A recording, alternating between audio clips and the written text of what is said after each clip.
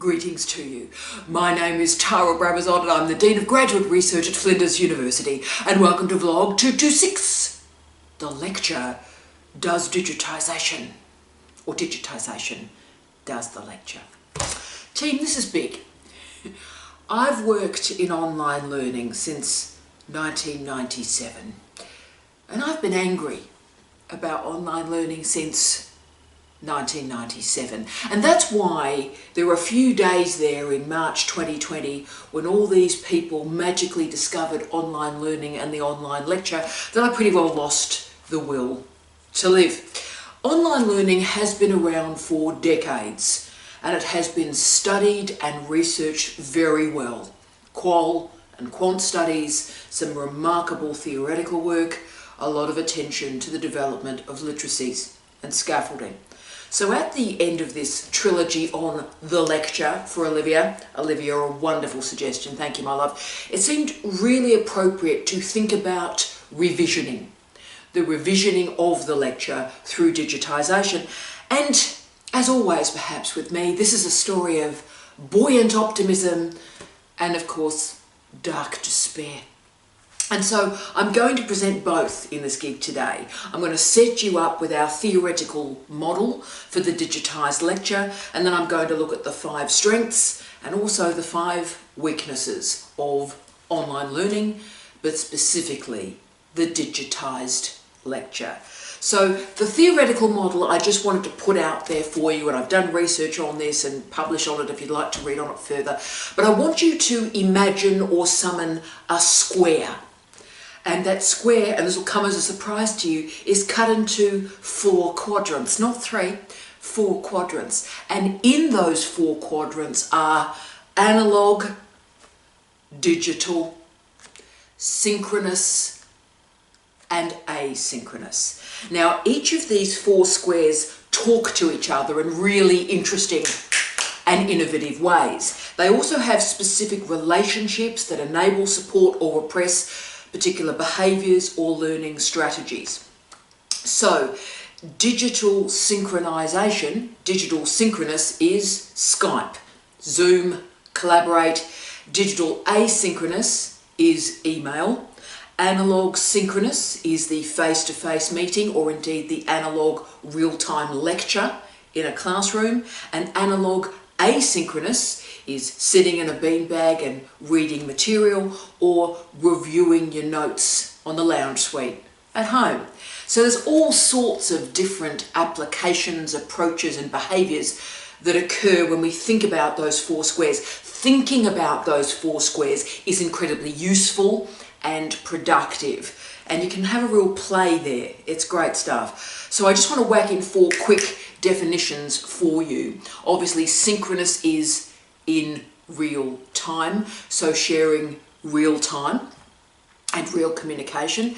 Asynchronous is a delay between one communication event and another. So what we're doing now is asynchronous. So I'm recording this, I edit it, upload it, and you engage with it later. Asynchronous. Then you've got analog. Now I love this word. The etymology of analog comes from biol, from med, but also has some very strong usage in internet studies.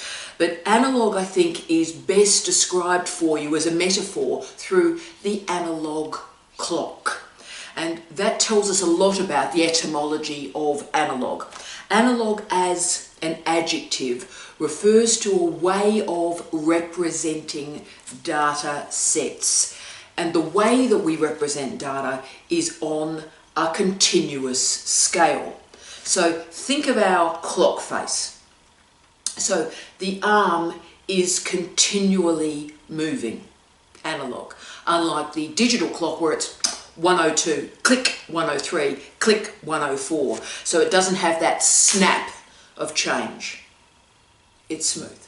So analog, through this definition, is that which is not digital, and it therefore has been used very strongly in internet studies for, again, about 20 years to talk about physical objects and bodies, and those physical objects and bodies that continue to move in physical space rather than digitization, pixelation, screens. So analog and digital are binary oppositions. Bodies, screens. But it's also used pejoratively, so you're so analog supposedly means you're not digital and therefore you're not very modern. Okay, so digital engages the culture, media, the economy, and it's founded on binary numbers. The binary code allows information to move through space with very little redundancy because of packet switching, and therefore ideas can move at speed through space. So the characteristic of digitization is mobility. Information moves. And therefore the point in thinking about analog and digital, synchronous and asynchronous in a lecture is it allows us to ponder the lecture differently, I think, as a site, as a node for communication. And it means we have to talk about the architecture of identity and identities of learners and teachers, but also the architectures for learning. Yeah. So through this vlog, just remember these 4 sections for me, because we're going to be playing with those terms in the next little bit. But the only caveat I'd commence this vlog with is don't let the availability of technology determine your choices. Let your learning outcomes, let your learning goals determine the appropriate technology. Okay, so let's get into this. Let's start with the 5 great strengths of the digital lecture. Obviously they are goth infused, so they're really positive, but sometimes they're not. So the 5 great gifts of the digital lecture, and they are dinkum. 1, the digital lecture is flexible. Now flexibility is one of those words. It's a word that seemed to be benevolent. So if you're flexible, you're adaptable, you're agile, you do yoga. But flexibility in teaching and learning does reveal problems. And I'm going to return to this matter when we're dealing with the disadvantages of the online lecture. But I just want to put one stat out there that may change your life. It certainly changed mine. Only 1/3 of students enrolled in an online course watch the lectures. 1/3. So in other words, 2/3 of a student group intend to watch the lecture and never do. So as you can see, when you've got an analog lecture, so people have to go into a room, yes, attendance can be a problem, but you can see everybody and you can do a roll, as I have done. Of course, a lot of universities also have swipe cards. So when a student goes into a lecture theatre, they swipe themselves in so you know they're present, and an automated email comes to them if they didn't swipe into the lecture. So there's a lot more accountability for an analog lecture theatre. So therefore we've got to start to think about and manage the relationship between discipline, motivation and the online lecture. Because the research shows, and again this is very clear over 20 years, that online learning for first year inexperienced university students is a real problem, because students don't have the academic literacy or the disciplinary literacy to be disciplined enough to sit and watch an online lecture when there's actually no time imperative to do so. So a synchronous lecture, you arrive, you have to be there. If you're not there, you've lost it, it's gone. So therefore, my argument is the more inexperienced the student, the more synchronous the learning event should be. Okay, so for experienced learners, online lectures are terrific because they know how to learn, they're motivated, and they can move that material around that timetable, which could be paid employment, caring responsibilities, a family, right? So that's why online lectures work so well at a master's level and also for professional development, because these students, they're motivated, they've got discipline, they know how to organise their learning, they know how to manage their time. But first year students in universities are still learning these skills. And the research shows, and here we go, there is a direct relationship for first year students between attendance in a lecture and the final grade. And the drop off in those grades is just dreadful. So if first year students miss 2 lectures out of 12, their grade collapses to a C. Boof! Hang on to yourself. Once they've only got to 8 lectures, so they've missed 4 in a semester of 12 lectures, the student fails. The student fails. So as you can see, without the timetable, the synchronous analog commitment, first year students in particular suffer. So therefore, when you as an educator, you're considering the digital lecture, remember firstly to start with the level and the experience of your students. For experienced learners, the flexibility of online learning is tremendous because we can fit it around our lives. It's great. Every Saturday morning, I do some LinkedIn learning and it's tremendous. Saturday morning, I do a session, I learn something, it's tremendous, right? But for students that are yet to gain that discipline, the flexibility is really quite poisoned. So let's continue with the positivity, shall we? And move to 2. Digitization gives us diversity. You've heard me go on and on and on and on about the 3 Ds: digitization, deterritorialization, and disintermediation. Deterritorialization uses disintermediation to move ideas through space. It's terrific. And disintermediation allows us as teachers to talk with students directly without corporate interests or indeed universities being terribly involved. What we're doing here is disintermediation. This is me in my house at the moment talking to you. No one else is involved but us. Great. So what happens is academics can create born digital objects, podcasts, tweets, blogs, online lectures, pencasts, and recognise therefore the diversity of student needs and the diversity of student literacies. So let me give you an example, and I'm using an example from physics. As someone who is married to a professor of physics, I have been in awe of what I have seen in terms of scaffolding of learning this year. I cannot believe what I have seen. And, you know, like most academics, Jamie had to make a transition to online lectures very, very quickly for first year students. So week 2, he was in a classroom, a real classroom, delivering a lecture. Week 3, everything was online. Bang, bang, quick change. So Jamie delivered and delivers, he's an award-winning teacher, delivers fabulous online lectures in first year physics. But he was very aware that the students who come to physics, perhaps more than any other subject, come from a diversity of backgrounds and are often pretty unprepared in one or all areas they require to know about. So he could complain about students being underprepared, or we could do something. So as we discussed in our first variable on flexibility, first year lectures and first year students pose particular problems here. So he did something. Jamie developed what he called pencasts, and they exist outside of the lecture. So he delivers a lecture and things exist around it, and for Jamie they were pencasts. So for students who may be underprepared in mathematics, and let's be honest, that's all of us, he showed a step-by-step guide through the mathematical equations, right?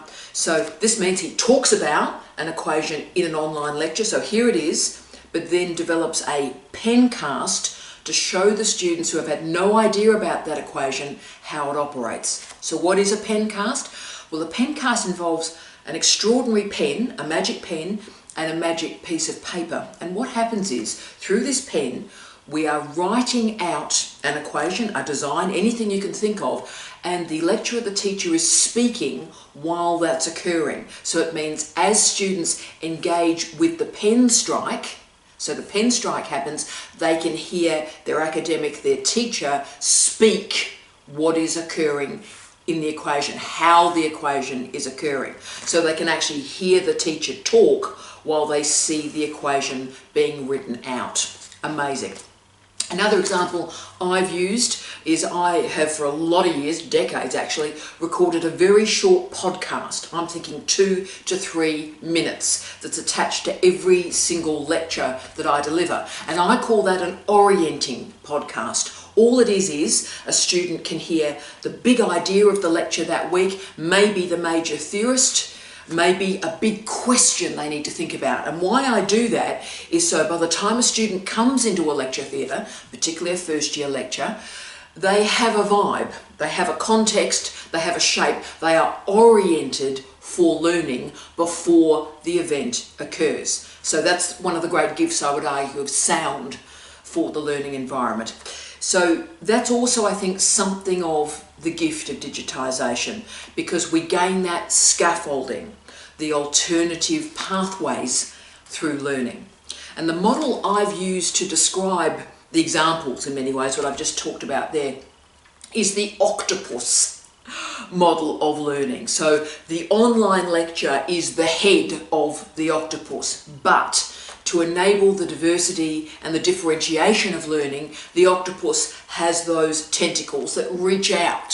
So they may be visual, they may be sonic media that engages particular groups and allows them to engage with the head, with the online lecture. But they need the scaffolding to get themselves there. But like the tentacles, they reach out to different groups. Good stuff, and they're connected to the head. So 3, online learning creates profound consciousness in interface management. This is great. If digitisation is taken seriously, and it should be, then it changes absolutely everything. And that everything includes the lecture. Too often, through the last 20 years, 25 years really, academics, we had a course, we had a curriculum, we had a syllabus, and the digital elements were sort of added to it. So we ran our course as normal and we plugged in some digital bits, right? So we PDF'd our study guide and we uploaded that into Blackboard. You know, PowerPoint slides were shared. There was a discussion forum that hardly anybody used. But actually, of course, if we take digitisation seriously, it changes absolutely everything. It is a root and branch transformation of teaching and learning. It's not a marinade to an already successful analogue learning experience. Because, as I've argued, live analogue lectures, they're tremendous. They are tremendous. And live digital lectures can be tremendous. But the weird thing is they may not show a lot of similarity to the analogue mother. Therefore, we really have to start again with the basics at this powerful moment, because digitisation demands that we as teachers, we as learners, show great and profound consciousness in the selection and the management of our interfaces. The problem of online learning for 20 years has been that it's been configured as a Fordist enterprise. So you get your content and you slam that content into a standardised Fordist learning management system. So this was often described as a top-down managerial decision. Get your content online. What are you doing? Get your content online. Now, every word in that phrase troubles me. Firstly, knowledge is not content.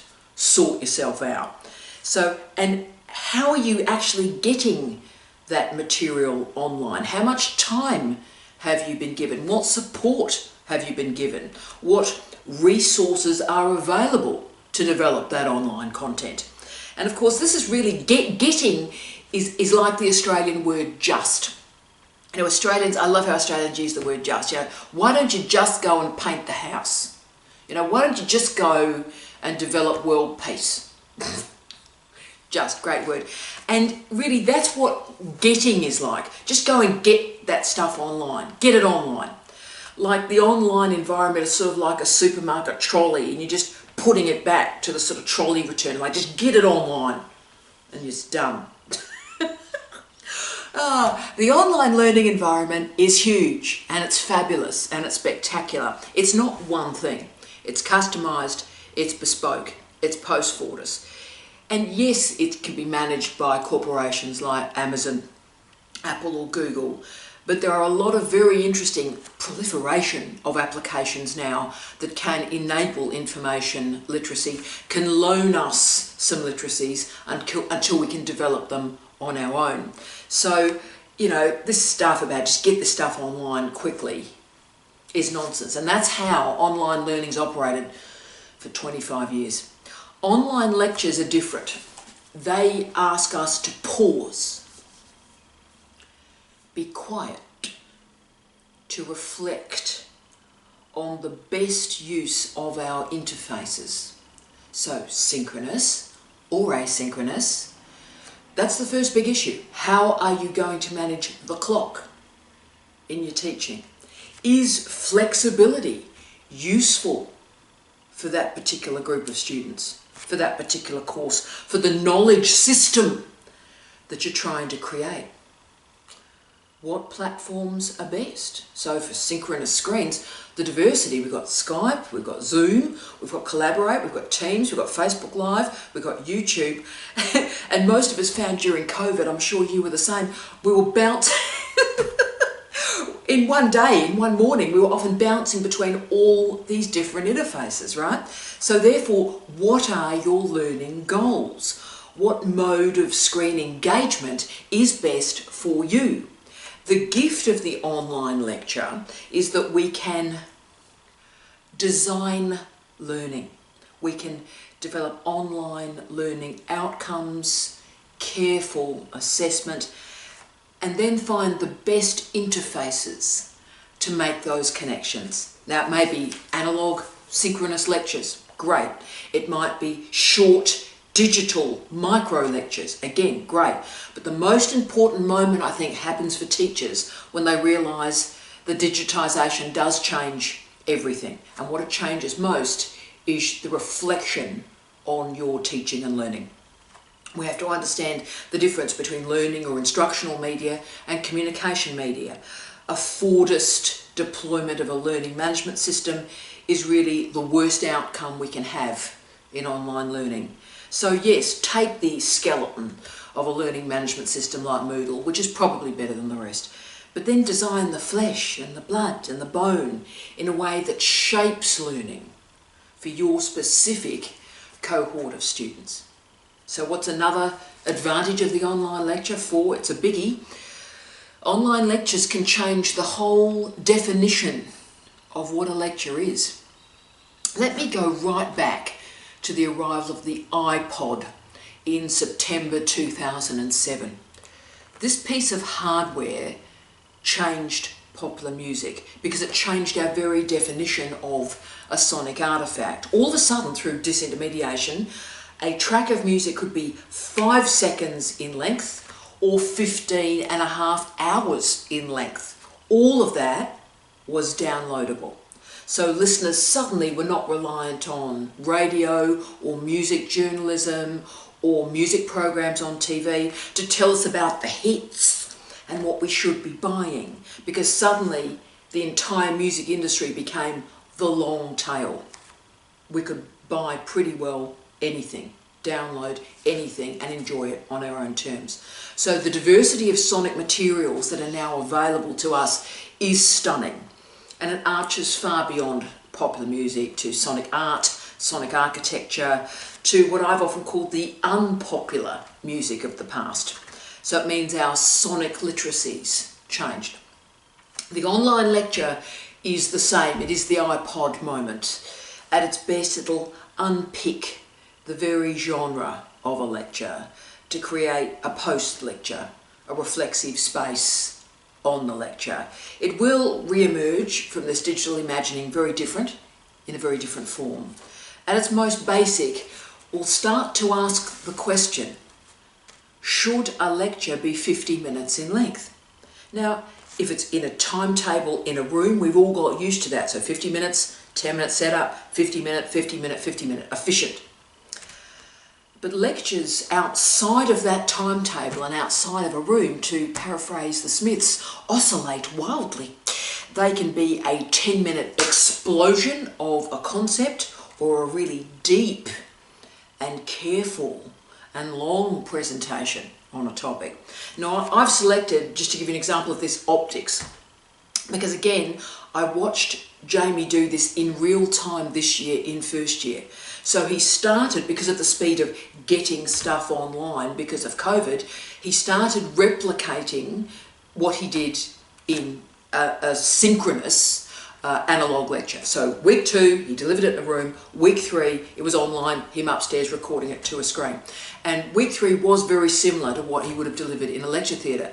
But then he worked out something very, very quickly by week 4. He didn't have to do that. So very quickly he departed from the 50-minute lecture format. He started to deliver short, sharp bursts of 15 minutes of particular concepts. That was great. And then, of course, optics happened, I think about week 10 or week 11.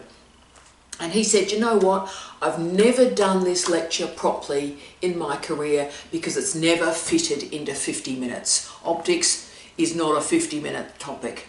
So when it's done properly, it takes 70 minutes. So you know what, I'm not going to dumb this down.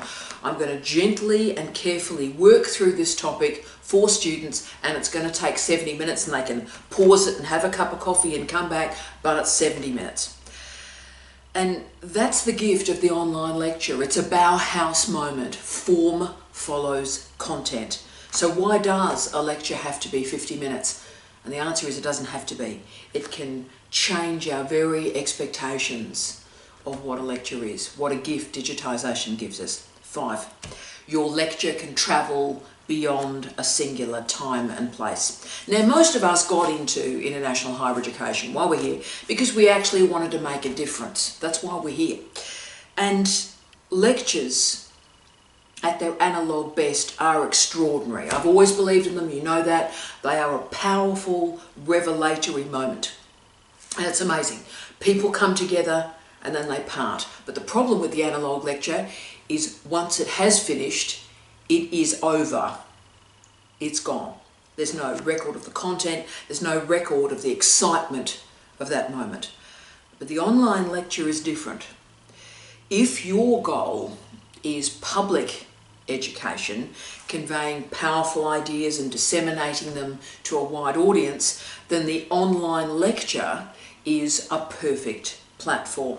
So if you work on the skills that are required to develop an online lecture, that involves, say, great content, you have great content, you need that eye contact we've talked about, you require some vocal control, screen awareness, but also a passionate delivery so that your ideas can transcend their time and transcend their place. So that means suddenly your ideas are unleashed from a classroom, unleashed from a timetable, and it becomes a transcendent moment in your professional life. The ideas travel. So they're the buoyant, wonderful ideas, why the online lecture is tremendous. Let's now get goth and depressing, and let me present the problems, but I hope also tempered by solutions. So let's start with the obvious one, and wow, this is important, team. Online lectures and online learning take more time. In the old days, which of course includes now, online learning and digitization were framed by particular models of management as increasing academic efficiency. Yeah, right. Yeah, no. Creating online lectures and online learning objects is more time-consuming than analog presentations. Full stop. Online lectures will chew up your time and they will chew up your energy. Now, Bruner's study from 2007, what a profound study this was. This changed everything. Bruner from 2007 showed that academics spend, hang on to yourself, twice as long constructing an online course as an in-person one. So double the time, double the time. So asynchronous communication tools like emails from students add, oh boy, a huge load to teaching and learning. So the cost of student flexibility is academic productivity. I'll say that again. The cost of student flexibility is academic productivity. So the way to mitigate this profound problem where just online learning can take over your life is to enact strong professional development. So really spend the time, learn the hardware, learn the software, learn the interface management, learn from the experts so it saves you time.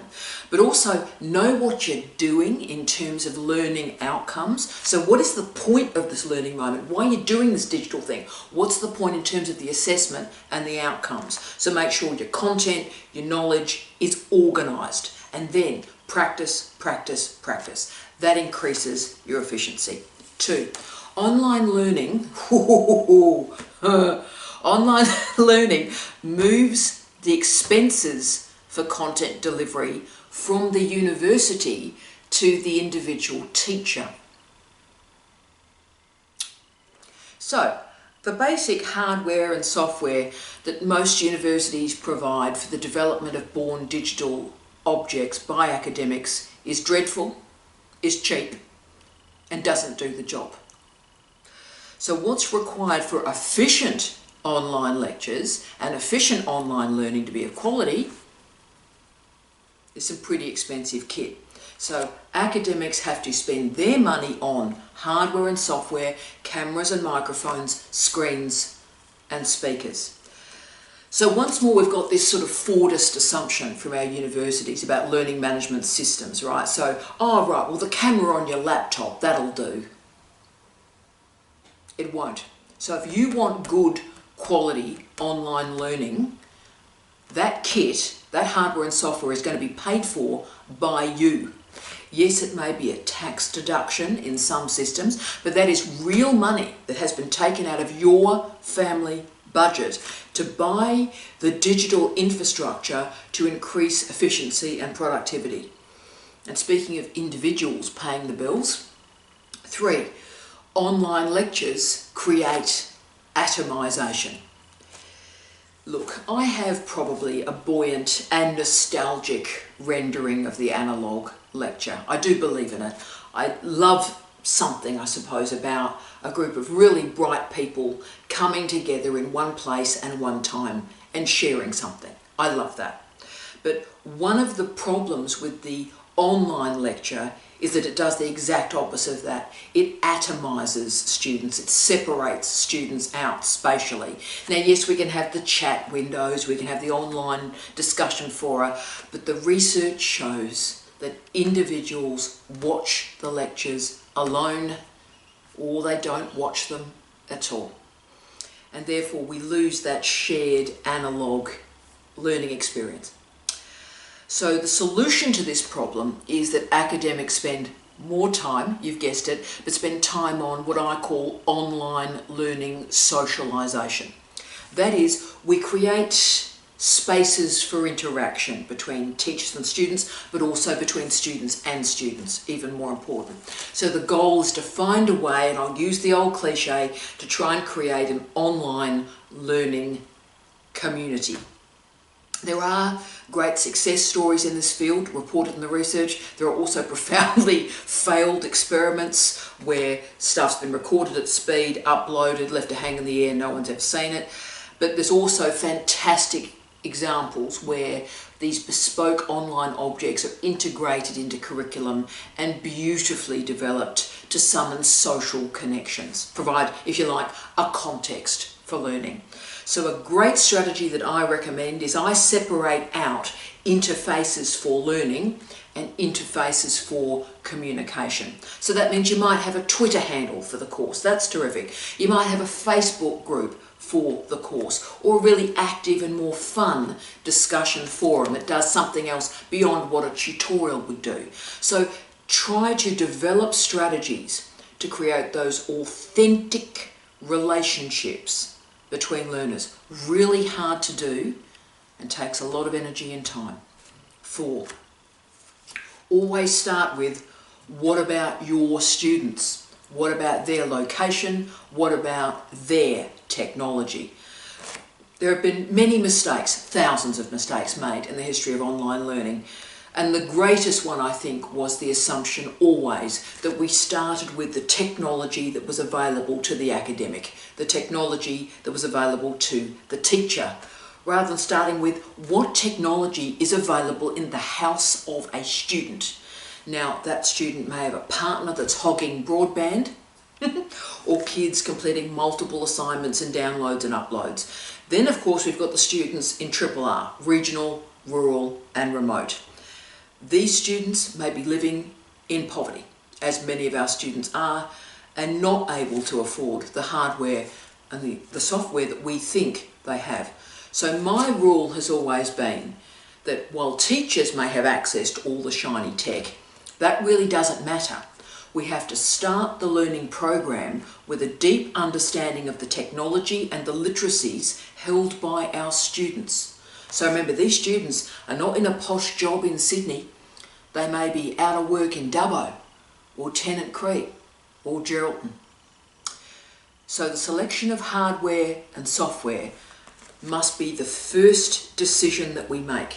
And that first decision is about the student's hardware and software, not our own. So we need to understand the sociology of your student cohort. Then the learning outcomes and the assessments can work with that. So don't have assumptions about your students. Talk to them, engage with them, understand your students, and therefore spend time creating high quality interfaces that are robust, that allow multiple pathways and modes of engaging with them. And that comes from, of course, universal design principles, and that's a great way to engage with high quality learning experiences. 5. The last great trouble, or it's a big one, online lectures can make the online lecturer disposable. This has been sort of one of the weird fears in higher education studies in the last 2 decades or so, that an academic spends all this time and money crafting an outstanding online lecture, and that's then loaded into the institutional database, and particularly if those lectures are tethered to a textbook or a particularly simplistic way of thinking about teaching and learning and knowledge, e.g. it doesn't change every year, then that lecture that you spent all those hours creating for an online experience will be used year after year after year after year after year. So you'll be paid for the first time that you developed that lecture, for the delivery of it, and you'll never be paid again. It'll be recycled in some institutions for decades. And to be honest with you, it's still a weird thing for me. I visit websites and I see stuff, lectures and stuff that I developed in the late 90s that's still being used. So the consequences of an online lecture in the dreadful corporatised time of our universities is that you're going to be paid once and your online lecture is going to be continued to be used for years. And that's where really your commitment as a teacher to deliver edgy, passionate, current content is undercut by your role as a university worker who's casualised or on a really short-term contract. But unlike in the analogue days where you could be replaced as a lecturer, right? So you would be lecturing one year and you may be replaced the following year, but you'd be replaced by another human. So at least someone was getting paid. Whereas now you spend all this time doing this fantastic online lecture and then you're never paid again and no one else is either. So this online lecture can be spectacular. It can change and bend and transform how we think about learning. How amazing! And that is spectacular. Students from a diversity of backgrounds can be scaffolded through my octopus model of learning. Universal design can create those spaces in and through content. And as shown by the TED Talks, all sorts of new audiences can be found. But I think the warning from the TED Talks also needs to be acknowledged. Of the 10 most viewed TED Talks, 7 of them are focused on inspiring people to change themselves. Not climate change, not food security, not war, not poverty, not violence, not militarism. 7 of the 10 lectures are self-help. What can I do to create a better me? The online lecture in our universities must have a higher calling. So what can we do to create a better society? And yes, the online lecture has a powerful role in that project. I wish you love, light and peace. Tea out.